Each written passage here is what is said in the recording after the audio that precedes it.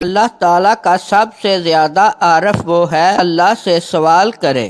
سب سے اچھا حسن ادب ذلت سوال سے پرہیز کرنا ہے۔ سوال ایسی بلا ہے کہ انسان کیسا ہی بولنے والا ہو مگر سوال کی عادت سے زبان کمزور ہو جاتی ہے۔ اس نے ادب کے برابر کوئی حسب نہیں اور سوال کے برابر ذلت کا کوئی سبب نہیں۔ جو آدمی سوال پر اصرار کرتا ہے وہ کامیابی سے محروم رہتا ہے۔ جو آدمی لوگوں سے بار بار سوال کرتا ہے لوگ اس سے تنگ آ جاتے ہیں، اور جو آدمی ان کے مال و دولت کا خواستگار ہوتا ہے یہ اسے حقیر جانتے ہیں۔ نااہل سے حاجت طلب کرنا موت سے زیادہ سخت ہے۔ جو آدمی سوال کرنے سے پہلے عطا کر دیتا ہے وہ ان کی نظروں میں کریم اور محبوب ہے۔ جو آدمی باموقع سوال کرتا ہے وہ علمی فوائد سے مالا مال ہوتا ہے۔ اگر کبھی سوال کرنے کی ضرورت پیش آئے تو ایسے طور پر کر جس سے آبرو باقی رہے اور کوئی خرابی پیش نہ آئے۔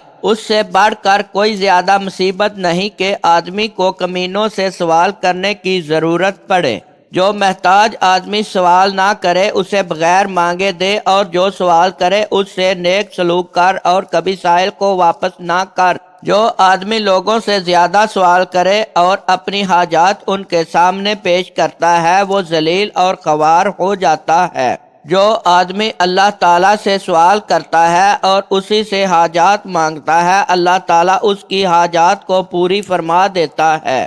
اللہ تعالیٰ کی بارگاہ عالیہ میں اس سے بڑھ کر کوئی چیز زیادہ محبوب نہیں کہ اس سے سوال کیا جائے اور اپنی حاجات اس سے مانگی جائیں۔